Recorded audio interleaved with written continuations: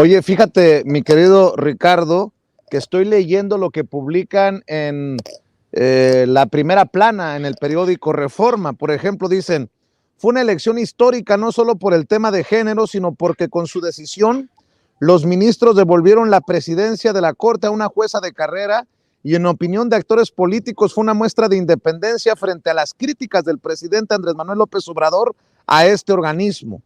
También señalan, de acuerdo con fuentes judiciales, la gestión de la ministra Piña contrastará con la que se planteó Arturo Saldívar, contrastará con la del ministro Arturo Saldívar, quien se planteó eliminar vicios y prácticas que se habían acumulado durante años en los tribunales y que en su camino estableció una estrecha relación con el presidente Andrés Manuel López Obrador. Bueno, pues entonces nos vamos olvidando, de acuerdo a lo que publica el periódico Reforma, nos vamos olvidando entonces de la limpia de la que hemos escuchado por años. Se necesita en el Poder Judicial con Norma Piña al frente de la Suprema Corte del Poder Judicial de la Federación. Me lleva a la que me trajo. Sí, definitivamente tenemos que estar muy alerta con eso, querido Vicente, porque lo platicábamos ayer más o menos someramente.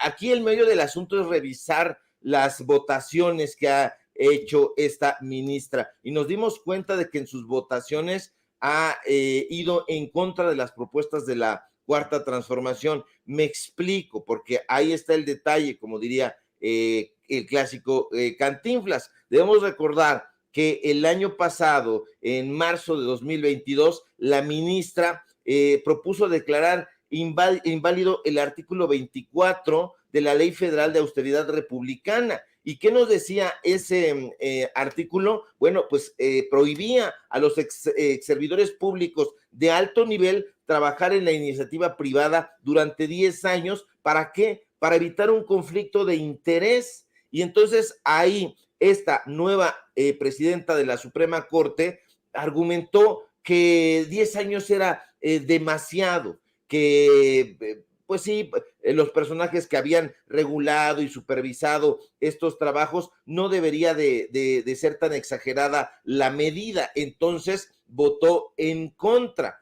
y un mes después Piña Hernández volvió a tener en sus manos la ley, el proyecto de la ley de la industria eléctrica que buscaba privilegiar a la Comisión Federal de Electricidad. Aquí nosotros en Sin Censura hablamos al respecto y bueno, ¿qué pasó ahí? También ella la desechó, la desdeñó. Ahora, uno de los casos más emblemáticos que exigían justicia y que lo siguen exigiendo es el caso del exgobernador panista de Tamaulipas, Francisco Cabeza de Vaca. ¿Cuántos programas, cuántas intervenciones no le dedicamos al caso de Cabeza de Vaca? ¿Cuántos reportajes no hicimos en 2022 exhibiendo las corrupciones de este personaje allá en Tamaulipas? Pues bueno, este sujeto, usted debe recordarlo, fue acusado por la UIF de haber dispersado de forma ilícita más de 42 millones de pesos mediante triangulaciones de recursos públicos.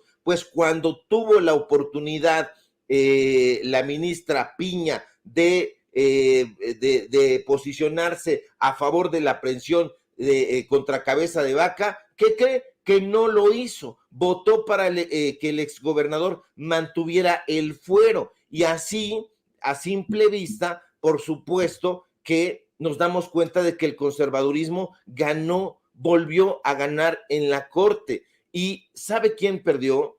Desde mi punto de vista, la UNAM. La UNAM fue la que perdió porque se prestó a la campaña sucia de la derecha y mucho tiene que explicar, querido Vicente, Enrique Graue, quien dijo en su momento que resultaba evidente la existencia de un plagio, pero que las propias autoridades de la UNAM encargadas de hacer la revisión dijeron que no, que sí se había manipulado y bueno, sacaron ahí un personaje bastante siniestro, extraviado en Xochimilco, que no quería dar entrevistas y luego sí, que solamente dio un audio, pero un personaje bastante siniestro que es el que está defendiendo o es la honra que está defendiendo Guillermo Sheridan, claro, de Seattle.